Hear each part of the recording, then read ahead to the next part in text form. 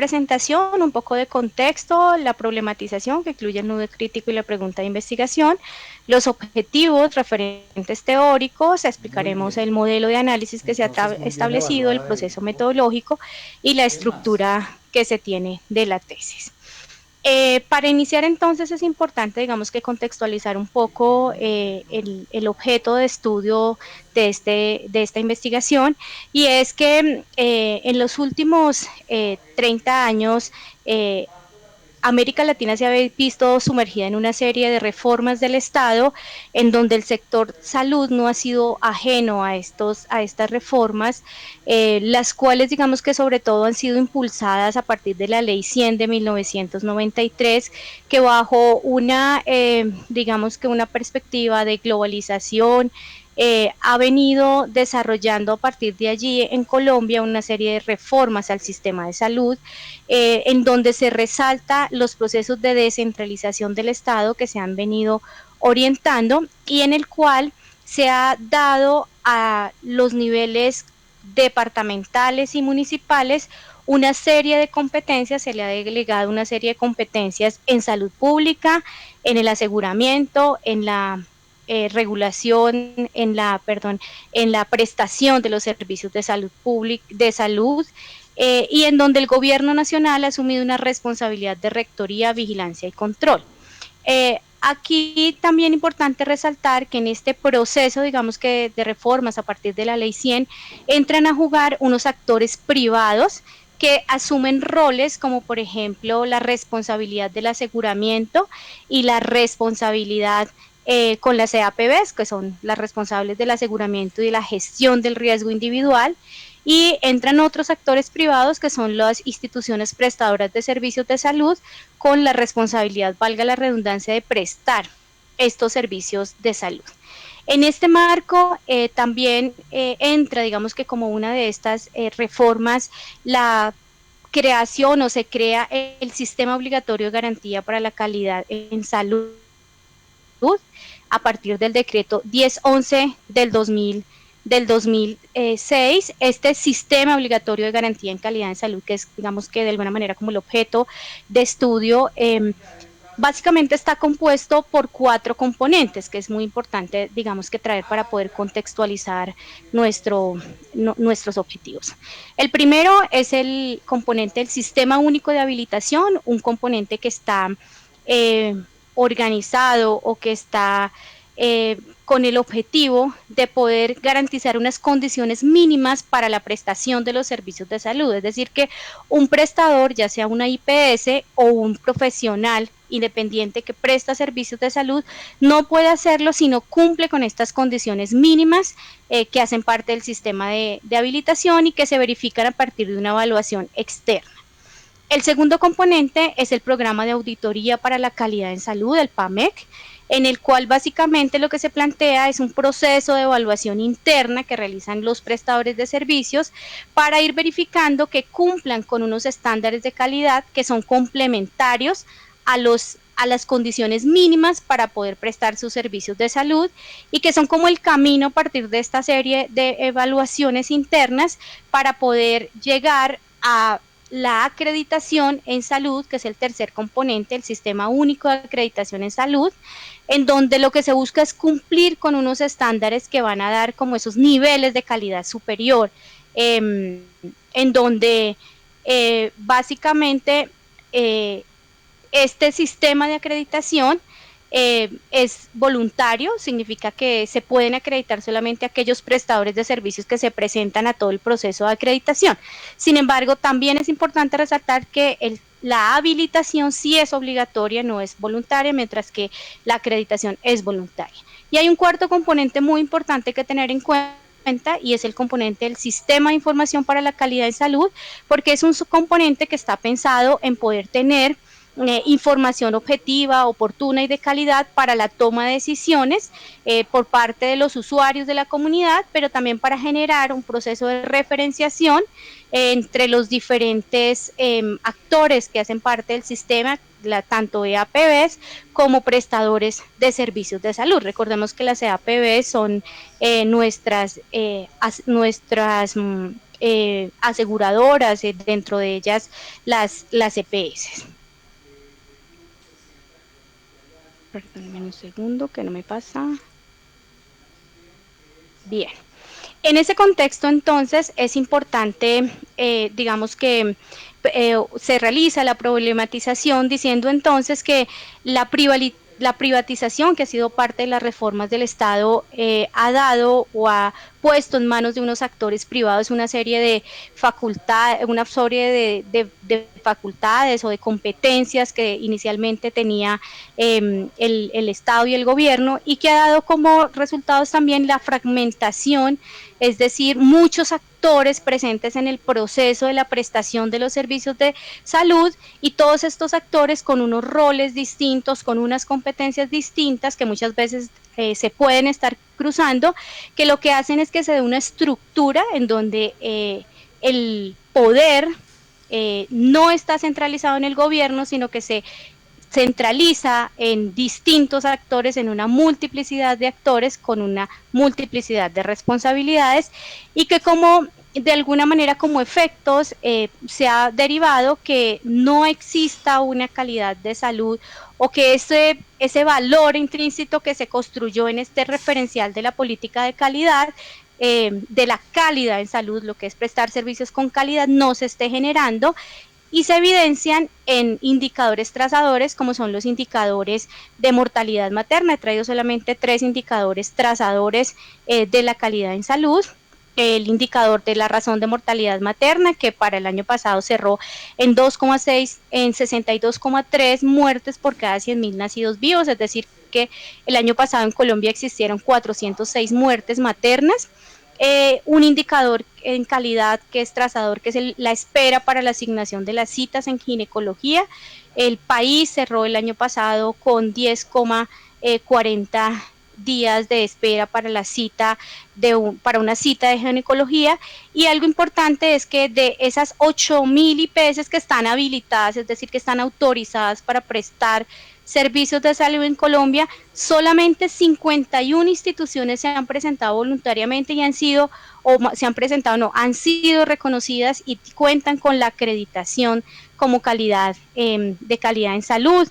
Eh, en ese marco, entonces, y en esa problematización, nos hemos propuesto como nudo crítico, primero, reconocer que la política de calidad en salud se ha dado como un elemento, una herramienta que orienta la prestación de los servicios de salud en Colombia, pero que en el marco del análisis del discurso, que es en el cual nos vamos a mover en esta investigación, la política de calidad de salud la vamos a entender como un discurso con efectos de poder. Es decir, que está mediada por una serie de recursos, como por ejemplo la información, como por ejemplo las prácticas culturales, como por ejemplo los intereses, que está medida además por una serie de incentivos, como por ejemplo los normativos, que son las mismas políticas y la misma normatividad, por una serie de incentivos sociales, económicos, que generan que en ese proceso de gestión de la política pública y de relacionamiento que tienen los diferentes actores, existan una serie de asimetrías de poder, que pueden estar dadas esas asimetrías por quienes producen, construyen o hacen parte de este proceso de la construcción de la política de calidad en salud, pero también pueden estar dadas en el ejercicio de la implementación y en el ejercicio de bajar toda la política a la realidad, y que esperaríamos con el desarrollo de esta, o que esperamos con el desarrollo de esta investigación, dejar ver cómo estas asimetrías de poder se dan en este relacionamiento que se da en la gestión de la política pública. Por lo tanto, nuestra pregunta de investigación es cómo las asimetrías de poder entre los actores del Sistema General de Seguridad Social en Salud afectan la gestión de la política de calidad en salud.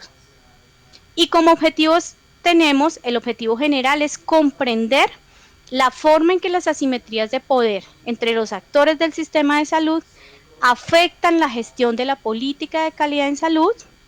Como objetivos específicos, identificar y caracterizar la naturaleza, los roles, las relaciones de los actores del Sistema General de Seguridad Social en Salud que intervienen en el proceso de la gestión de la política de calidad en salud. El segundo objetivo es establecer qué prácticas discursivas develan asimetrías entre los de poder e intereses entre los actores del sistema de salud. Y como último objetivo, analizar la manera en que las prácticas discursivas inciden en la gestión de la política de calidad en salud. Ahora, ¿por qué es importante entonces desarrollar este tipo de intervenciones o de investigaciones? Perdón. Primero, el tema de calidad en salud es un tema que ha tomado, digamos que fuerza a raíz de todas estas reformas que se han dado, han tenido muchas fuerzas en América Latina y a nivel mundial, y la calidad, los estudios en calidad cobran relevancia en tanto hay organizaciones de nivel internacional como la Organización Mundial de la Salud o instituciones que generan una serie de lineamientos y de protocolos para hablar de calidad, como la Young Commission, que este tipo de investigaciones permitirá de alguna manera o aportar al mejoramiento y a el diseño de estas políticas que se están dando en este nivel, digamos que mundial, y que va a tener en cuenta contextos y dinámicas propias de niveles locales. A nivel nacional, la calidad en salud es un eje que se estructuró para la prestación de los servicios de salud, y pues que el reconocimiento de todos estos asimetrías de poder que se pueden estar dando en la gestión de la política puede generar también un impacto positivo en la toma de decisiones de nivel nacional. Y a nivel académico, la realización de investigaciones como estas que le aportan al abordaje de la salud una mirada más desde un punto de vista social, con otras disciplinas que no son disciplinas del área de la salud, permite que haya desde una perspectiva de un análisis crítico poder dar y apostar a trascender en el abordaje que se hace de la salud, más allá desde una mirada biologicista, y poder tener una perspectiva con otros componentes un poco más de tipo social, de tipo cultural, y amplia, digamos que el espectro y en la investigación y en la forma en que se abordan los problemas de salud, dentro de ellos la prestación de los servicios de salud como uno o relacionados directamente con estos problemas de salud. Como referentes teóricos, entonces, vamos a abordar, hemos abordado aquí por supuesto, los conceptos que están o que hacen parte de las reformas del Estado en América Latina, como es el concepto de descentralización, de privatización, la desregulación, y poder aplicar estos o bajarlos, digamos que a cómo se han dado dentro del sector salud. En términos también del referente teórico, es importante poder conceptualizar entonces la calidad en salud. Hemos tomado, digamos, que estos dos autores en los cuales se plantea que la calidad en salud busca dar una respuesta efectiva a los problemas o a las situaciones sanitarias que implican la satisfacción del paciente y que implican un desempeño adecuado de quienes prestan estos servicios de salud, que finalmente van a tener un impacto en términos de la mortalidad y de la morbilidad. También para nosotros también es muy importante poder entonces definir y tener claro estas tres categorías que están totalmente relacionadas. Es la categoría de poder, discurso y asimetrías de poder. Y el poder entonces lo vamos a abordar a partir de dos autores, los planteamientos de Foucault y los planteamientos de Van Dijk. Entendemos entonces, o se entiende entonces en esta investigación, el poder como una forma de control sobre actos y estructuras mentales, por lo cual lo vinculamos directamente con el discurso, pero además entendemos que el control, el poder no es algo que se tiene, no es algo que sea una posesión, que una persona lo posea, sino que es algo que se ejerce y que se ejerce dependiendo o se ejerce en ese proceso y en ese relacionamiento que hay con otros actores y digamos que en términos de Foucault, dependiendo de una serie de dispositivos que permiten que se dé el ejercicio de poder.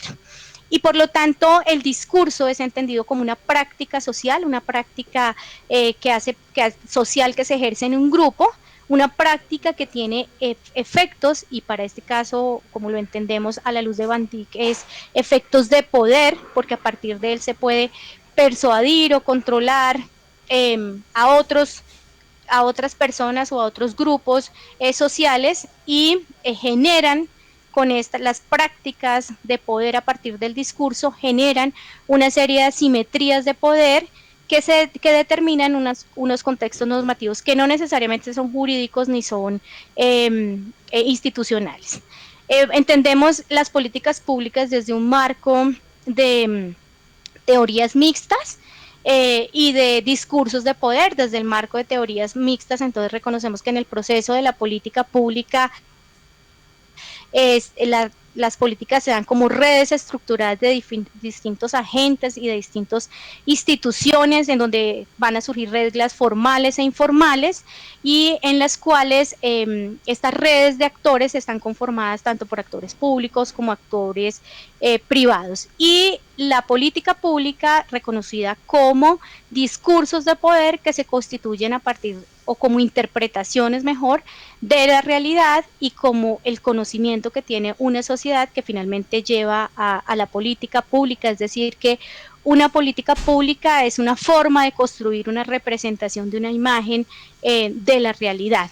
Por lo tanto, son las políticas, en esta investigación, las políticas públicas son abordadas como discursos con efectos de poder. Para nuestro sustento teórico, entonces, vamos a trabajar el análisis crítico del discurso, abordándolo desde dos perspectivas, una perspectiva como campo de estudio y una perspectiva como herramienta metodológica que nos va a permitir aplicar el proceso metodológico.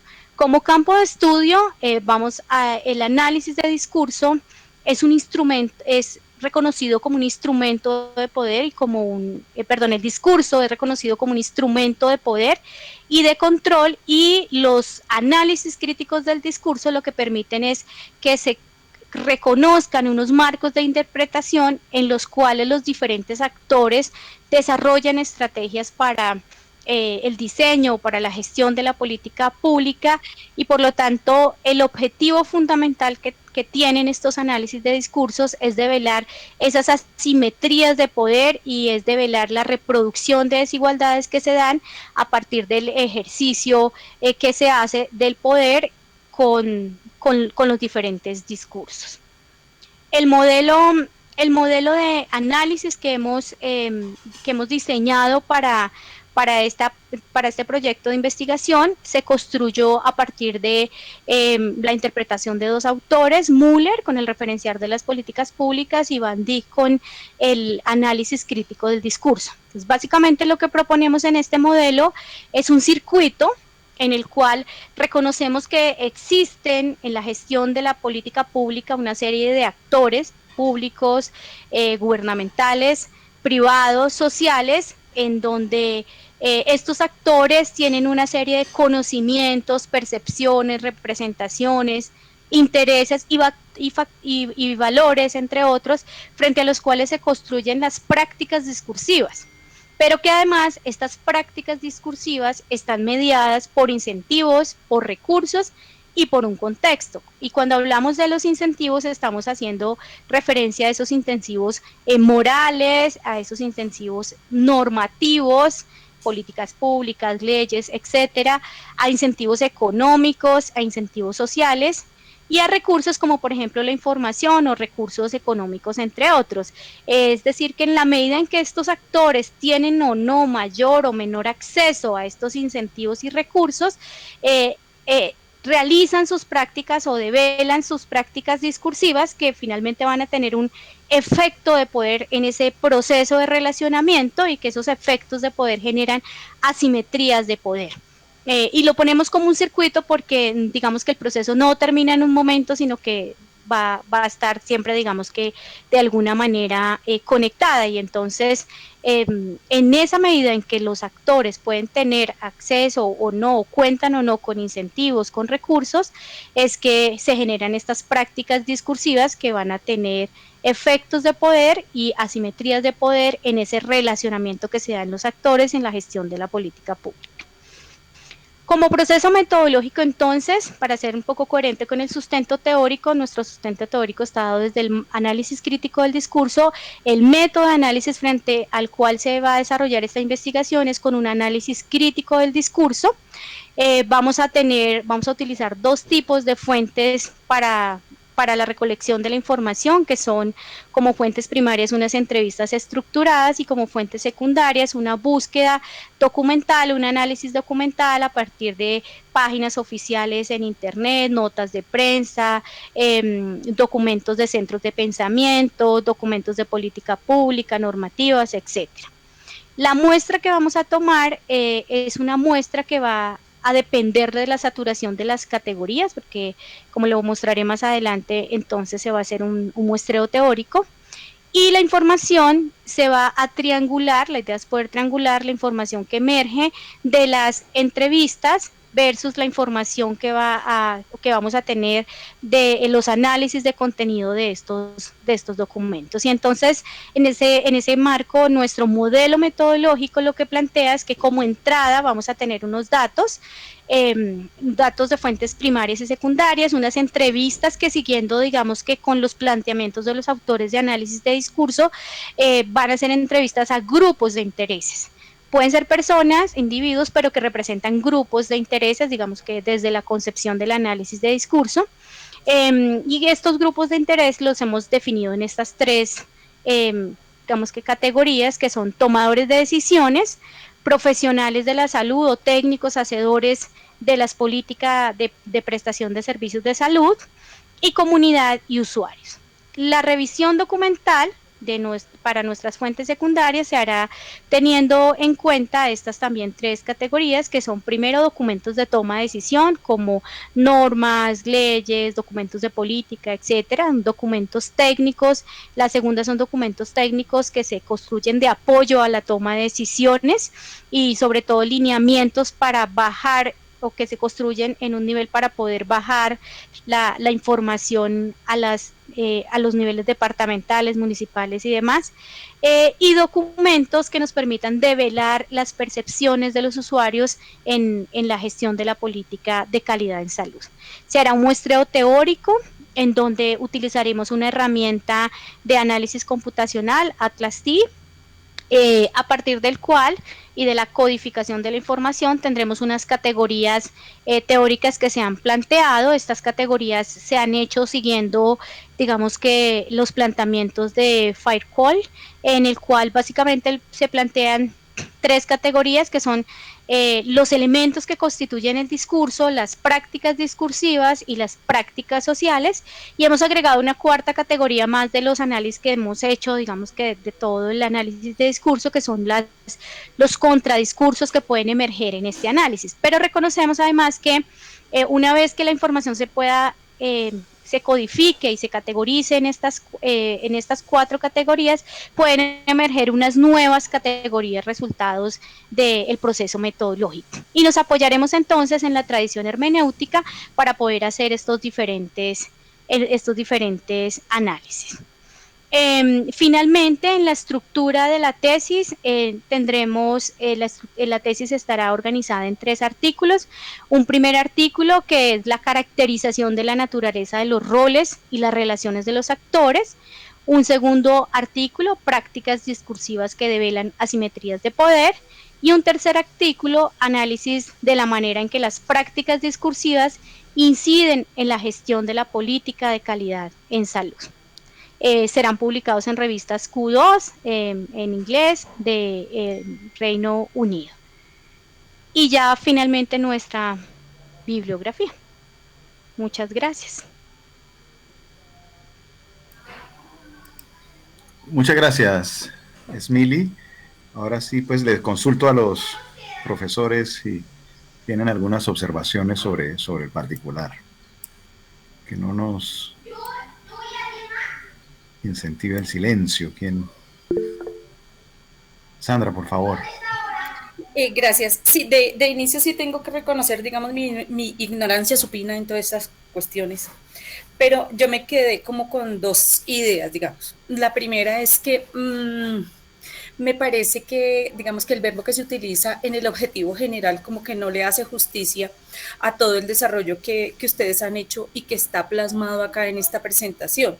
Me parece, no sé, me da la impresión de que quedó relatado como en los primeros niveles, digamos, como de estas como de las acciones o de lo que uno emprende para comprender, entender, trabajar, analizar, evaluar un problema. No, se me ocurre, digamos, que podría tratar de como de escribirlo de una forma diferente que se ajuste realmente a lo que ustedes han hecho, porque me parece que comprender está como en los niveles más básicos y pues ustedes han hecho un montón y planean hacer todavía más cosas.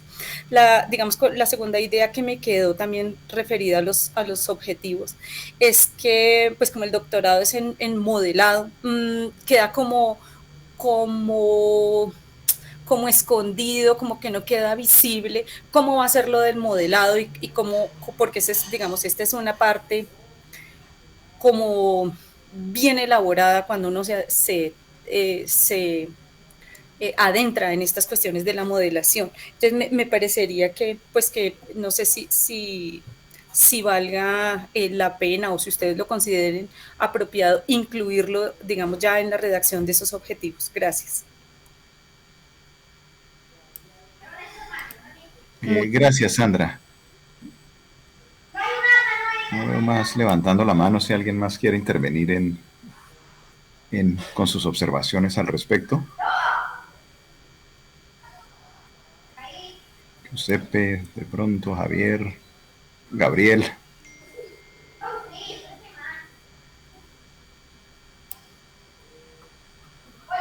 Pues yo entre tanto voy haciendo los míos entonces. Yo tengo una impresión muy similar a la de Sandra. Hemos tenido como esas discusiones sobre el alcance de los verbos utilizados en los objetivos. Yo, digamos, estoy de acuerdo en que verbos como analizar, comprender, entender, reflexionar, incluso explicar y demás, pues son relevantes, ¿cierto? En el marco de una investigación. Lo que pasa es que uno en el objetivo sí espera que si los objetivos se van a evaluar, porque eventualmente uno de los componentes, y esto yo creo que es importante tenerlo, yo creo que ha sido tal vez error de nosotros no enfatizarlo lo suficiente. En los formatos de evaluación, al final, y uno de los criterios más fuertes de evaluación de las tesis ya eventuales, ¿no?, es si efectivamente se lograron los objetivos propuestos, ¿cierto?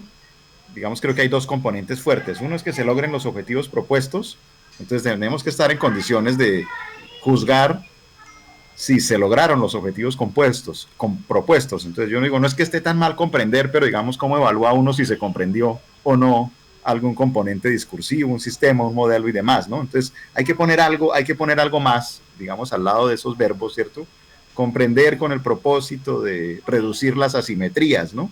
O algo así, ¿cierto? Que permitan el momento en que uno va a juzgar ese resultado, contrastar con los objetivos.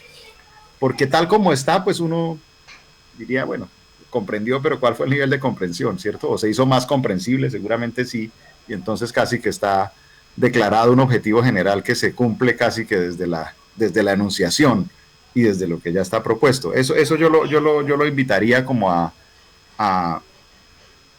reflexionar o analizar o a comprender mejor, de tal suerte que los objetivos impliquen de alguna manera unos criterios de evaluación eventual de los resultados, porque como les digo, ese es un componente fundamental.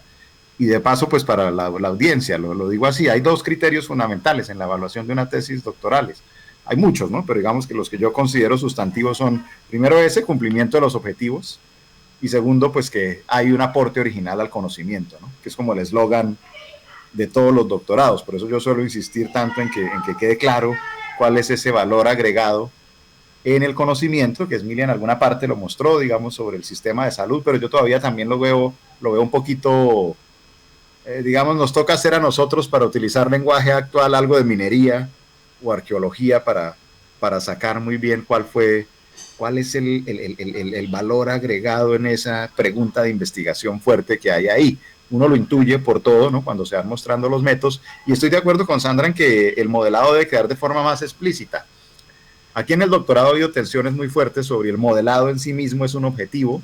Algunos creemos que sí, ¿cierto? Proponer un modelo puede ser un objetivo en sí mismo. Algunos de pronto no, pero es válido que el modelado sea una herramienta ¿no?, para analizar, evaluar, construir, diseñar, proponer, ¿cierto? pero en cualquiera de los casos eso debe quedar con una contundencia más fuerte. Lo dijimos en la disertación anterior, ese modelo ha sido abordado o esa forma de hacer modelado ha sido abordado por otros en este u otros contextos o no, ¿cierto? Eso, ¿cuáles son los referentes en ese contexto? Porque seguramente ahí hay que meterse en esa discusión. Smiley está aspirando a revistas, lo cual es importante, ¿cierto? Está aspirando a revistas exigentes en su valoración y esas revistas pues no publican, sino hay como un nivel de disertación entre pares, ¿no? Que estén seguramente abordando pues estas categorías, estos modelos o investigaciones, digamos, de corte similar. O sea, yo lo que tengo es más un comentario, quizás el mismo de Sandra ampliado, pero en esa misma dirección. Por lo demás, yo creo que es una presentación interesante, compacta como se espera que sean acá, y pertinente, por supuesto, también en el marco del doctorado. Bien, les consulto a alguien más si quiere intervenir, no sé si Giovanni pues, o Angélica, también los directores pueden también pues, hacer comentarios sobre el particular, en vista de que... Bueno, sí, Fabio. Sí. No, pues a mí me parece, pues he acompañado a Angélica y a Smiley en este proceso. Aquí estamos combinando dos fortalezas. Yo reconozco a Angélica como una experta en análisis del discurso que puede como forma, y la tomamos como forma de una preocupación que Smiley tiene, que es la de descubrir que las normas, las estructuras normativas y la forma en que esas estructuras normativas son aplicadas ya dentro del sistema, en un componente específico del sistema de salud, que es el sistema obligatorio de garantía de la calidad en salud, develan ejercicios de poder que a veces oprimen, o mejor que oprimir, desvían al sistema de la búsqueda de garantizar la calidad en la atención a la población. Digamos que ese sería el objetivo. Yo siempre le decía a Smiley, de pronto para ilustrar el problema, y de pronto tratar de ponérselo más fácil a los que son legos en el tema del sistema, es que hay una norma que Smiley decía que es la de habilitación, que determina unos mínimos para que un prestador de salud, una IPS, pueda abrir. Cuando uno de los grandes problemas que tiene esa norma de habilitación es que cuando lo hace el ministerio muchas veces se contempla, no sé si adrede o sin conciencia de lo que sucede, favorecimientos más a los grandes prestadores. Entonces usted tiene que lograr economías de escala, o sea, la norma dice usted tiene que tener tal equipo, tantos medicamentos, y eso lo favorece a los grandes productores de salud, a las grandes clínicas, en detrimento del pequeño productor, del dueño del consultorio de odontología, el consultorio médico, y ahí hay un ejercicio de poder. Eso no es tan claro, eso no queda tan claro, usted ve en las luchas que hay dentro de los actores, y eso termina reduciendo las oportunidades de acceso a los servicios a los usuarios.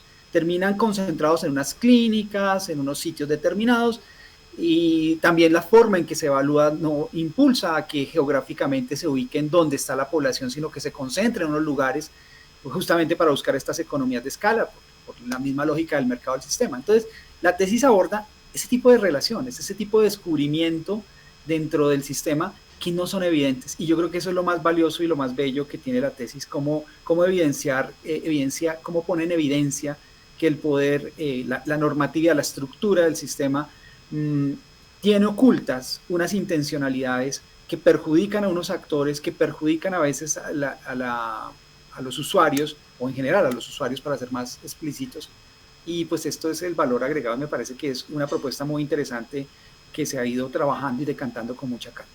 Gracias.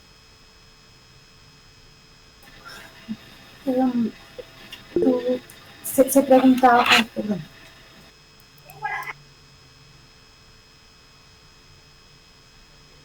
Sí, Angélica, no sé si quieres antes que el profesor Edgar o quieres cerrar en condición de directora, como prefieras. Sí, si quieren yo voy después del profesor Moncal. Bueno, gracias. Sí. Profesor Edgar, por favor. Gracias, Fabio. Yo conozco muy pocas piezas de análisis del discurso. Por ejemplo, recientemente Planeación Nacional publicó una sobre los planes de desarrollo en Colombia. Y entonces identificó pues los grandes temas de los 18 planes de desarrollo que ha habido hasta el momento en Colombia, y otros como un análisis del discurso de posesión de los presidentes de América Latina para ver cuáles eran los temas más recurrentes. Entonces son piezas pues con un tema muy concreto, y pues yo lo que percibo en esta presentación es que el campo de aplicación de ese análisis del discurso es sumamente vasto, va por medidas, por toda clase de publicaciones de las entidades públicas, y entonces tengo pues con el estrecho criterio de conocer unos trabajos que apuntan a un objetivo muy concreto, me parece que pues es demasiado amplio. Y la otra inquietud muy técnica, digamos, es este Atlas T, yo lo conozco desde hace 15 años. ¿Cuántas versiones tiene hasta ahora? El modelo que vamos, porque, no sé, me parece que hay otros paquetes de estos que pueden ser más actualizados, más avanzados, pero eso es una opinión temeraria. Lo que pregunto más bien es en qué modelo va el Atlas T, porque que yo conocí era como el segundo, el tercero, pero hace 15 años. Gracias, Pablo.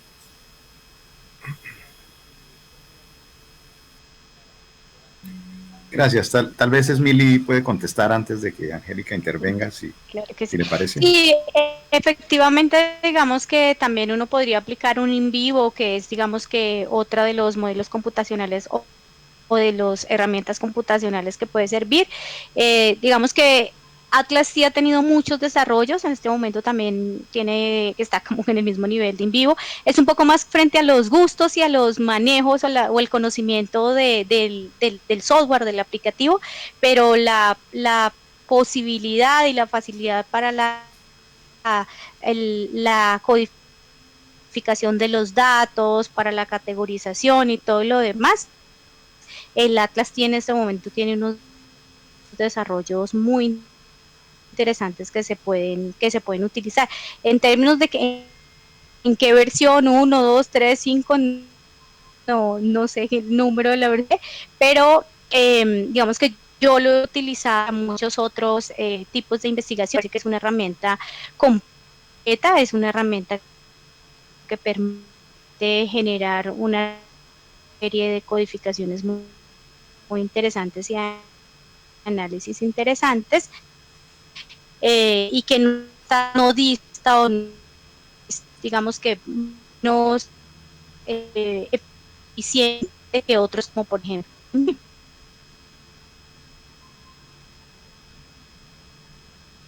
Disculpe, en cuanto al alcance, a la cobertura del trabajo, ¿tiene algún comentario?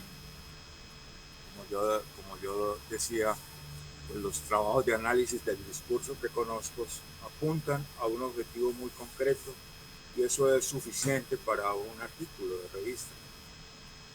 Acá el primer artículo que va a producir con la aplicación de este método es ¿cuál? ¿Perdón? En términos de la... Es que me quedé un poquito sin internet, perdón, profe.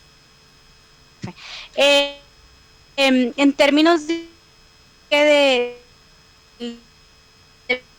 la caracterización de la naturaleza o las relaciones del salud.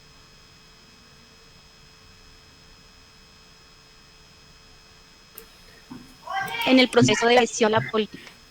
Smiley, perdón, se está interrumpiendo un poco, pero creo que no sé ¿Me si escuchan? soy solo yo. Si está como muy interrumpido. No sé si te vuelves, te desconecta y te vuelves a ¿Qué conectar a ver pasó si... con el internet? Vuelve a conectarte, tal vez. Menos el estrés que en estas circunstancias Listo, uno se le... ya me conecto nuevamente. Sí, sí, por favor.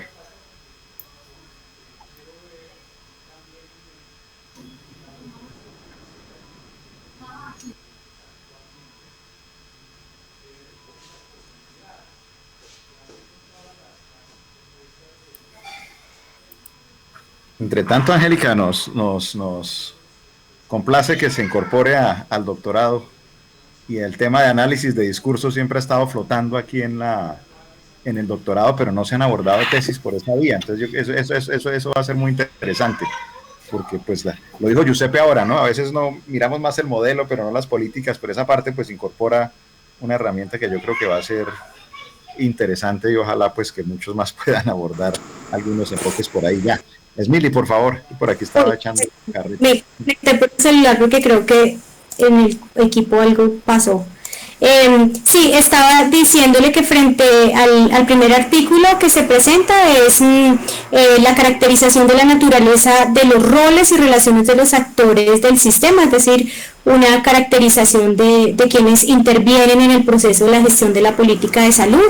Yo no entendí muy bien, profe, la pregunta del alcance y el tema del campo de aplicación. Trataré, digamos, que de explicar, a ver si si entendí un poco la pregunta, pero pues nos vamos a enfocar específicamente en ese proceso de gestión de la política de calidad en salud, en algún momento pensamos si lo hacíamos o no en un nivel más departamental, en un nivel micro. Sin embargo, en términos de reconocer lo que se propone desde los análisis de discurso y la necesidad de ver también grupos que son tomadores de decisiones y reconociendo el marco del sistema de salud, decidimos tomarlo de un nivel nacional, en el cual vamos a analizar desde el proceso o desde los tomadores de decisiones que son Ministerio de Salud y otros tomadores de decisiones de nivel gubernamental como gobernaciones, y poder bajarlo ya a la implementación de la política. La pregunta concreta es: ¿cuántos documentos cree usted que van a estar mirando esto? ¿Cuántos documentos creo yo que se pueden analizar en el Atlas TIC? Sí, en este caso, Esmili, tentativamente, ¿cuántos documentos cree que va a analizar? Y creo que la pregunta del profesor Moncayo sobre la capacidad, digamos, del software para analizar. Estar poniendo cerca en términos de documentos de política pública o de tomar decisiones, yo creo que cerca de unos 30 a 40 documentos. Luego tendríamos, o hay que cruzar también y analizar también los documentos en términos de documentos de apoyo o direccionamiento técnico, que en estos podrían estar cerca de unos 10 o 15 documentos, y ya analizaríamos en términos de prensa, que aquí sí, no sé cuántos podría salir, todos estos discursos de prensa y documentación que puede estar en el.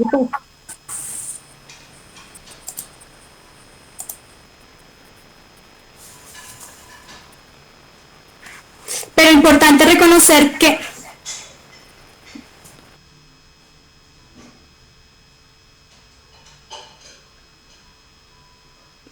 metodológicamente nosotros estamos proponiendo una saturación de las categorías, ¿no? Entonces, seguramente estos son los números de documentos que tendríamos inicialmente, pero que si las categorías propuestas se saturan con menos, podríamos tener menos documentos en este proceso. Bueno, creo que alcanzamos a entender, pero Esmili, igual se está como con intermitencia. Estaba mejor en el celular solo, creo, que cuando entró con el doble usuario. Yo creo que de pronto dejar mejor por ahora solamente el celular, que ahí creo que ahí la escuchamos bien, creo que todos. Bien, creo que ya, no sé, el profesor Moncayo, si quedó alguna cosa en el tintero, o creo que ya respondió Esmili sus inquietudes. Sí, pues con esos patches de sonido, de cada frase se oían dos o tres palabras, pero pues en sentido general, que va a ser un número razonable de documentos los que van a entrar en el ARSI, Pero algo que no había mencionado antes es que en las últimas diapositivas había un espacio que decía la política pública se reduce a una representación de tal cosa. Me impactó porque es una relación tan reduccionista que la política pública se reduce a un artículo de un autor colombiano, Velázquez, que analiza 17 definiciones distintas de política pública para sacar lo que él considera los atributos principales de una política pública. Entonces, decir la política se reduce a casarse con una de las múltiples definiciones que hay sobre política pública, sin antes pues someter las distintas a un análisis y sacar su propia visión de la visión que más se acomoda al trabajo que usted está haciendo. Me parece pues un poco precipitado. Gracias. Yo solo podría decir a mi profe que esta definición la he tomado teniendo en cuenta que nuestro sustento teórico está en el marco del análisis crítico del discurso, y en ese sentido es una definición que se relaciona de forma muy explícita, es una definición que plantea Müller, que nos permite ver como en la política en el marco vista desde esas representaciones que hacen los diferentes actores de sus realidades y que llevan a la construcción de estas políticas. Pero dejo aquí la discusión, si les parece. Sí, gracias, Smili. Angélica, le aplazamos su intervención, qué pena. No, de hecho estuvo mejor porque se logra plantear y recoger un poco más de los aspectos que puede causar algún tipo de cuestionamiento sobre el trabajo de Smili, en particular pues en el método y en el campo de análisis en donde ella se está ubicando, que es el análisis crítico del discurso. Y decir de partida que esta es una digamos, en términos de tomarla como una herramienta metodológica, hay que decir que es bastante útil y que se está abriendo con mucha fuerza un espacio para el análisis de las políticas públicas, no porque pretenda algún tipo de reduccionismo sobre la complejidad del instrumento política pública, sino porque quiere analizarla desde una perspectiva distinta y diferente. Tradicionalmente y desde la ciencia política, pues el análisis de política se ha orientado a sus procesos, ¿no? A las distintas etapas, al posicionamiento político, a las formas de diseño y de implementación, pero rara vez se toman como instrumento desde el punto de vista cognoscitivo, es decir, una política pública da cuenta de un problema y de la interpretación que desde un gobierno en particular se da sobre un problema. Desde ningún tipo de vista, concebir una política pública como un discurso de poder es un reduccionismo, ¿no? Por el contrario, es intentar enfocarla desde un punto de vista distinto, y de allí la complejidad de aplicar este tema. Hay análisis críticos del discurso de una riqueza enorme que analizan una nota de prensa, un discurso de un mandatario, un documento. En ese sentido, no es el tamaño de una muestra documental lo que le da fuerza a un análisis crítico del discurso. Más allá de eso, el método lo que orienta es a poner en relación el conjunto de documentos, la documentación recopilada en relación y en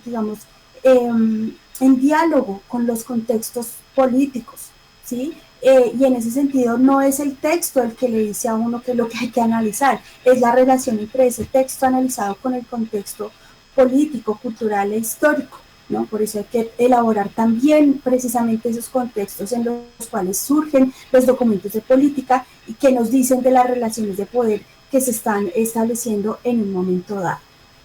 Y en ese sentido, pues Müller, como uno de los mayores expositores del análisis de política pública desde el punto de vista del discurso, pues da buena cuenta de la manera en cómo enfocamos la política pública. Obviamente una política pública no es solo un discurso, ¿no? Es un instrumento de poder con múltiples dimensiones. Lo que ha hecho Esmily es tomar una de esas dimensiones en particular para profundizar en ella, porque de hecho allí permite identificar cuáles son los actores que participan, ¿no? Cuáles son digamos, los distintos recursos a los que pueden apelar, cuáles son las ventajas que salen de ciertos diseños institucionales plasmados en las políticas públicas.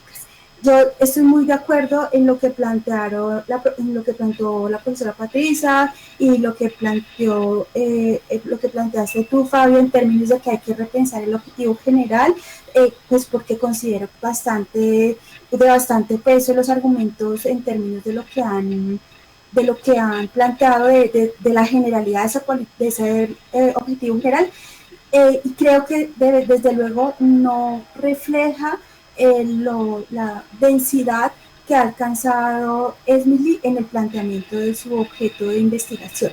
Es decir, desde luego ese es un llamado que hay que hacer, que se acoge porque tiene todo el peso los argumentos que han esgrimido, pero quizá el tema, digamos, de la importancia de traer el método del análisis crítico del discurso es mejorar, digamos, su conocimiento desde el punto de vista, digamos, de herramienta que va mucho más allá de dar cuenta de lo que dice o interpretar lo que dice un cuerpo documental, y más bien establecer allí cómo eso se pone en relación con un componente político y con un componente técnico, que es, creo yo, hacia donde apunta el trabajo de esto.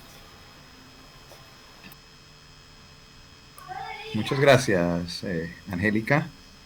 Bien, no veo más reacciones, más personas solicitando alguna intervención, entonces, a menos que alguien diga lo contrario muy rápidamente, pensaría que ya podemos pasar a la fase de deliberación y evaluación, por lo cual pues le solicitaría a Esmily y a sus compañeros que se retiren y le informamos tan pronto se tome una decisión al respecto.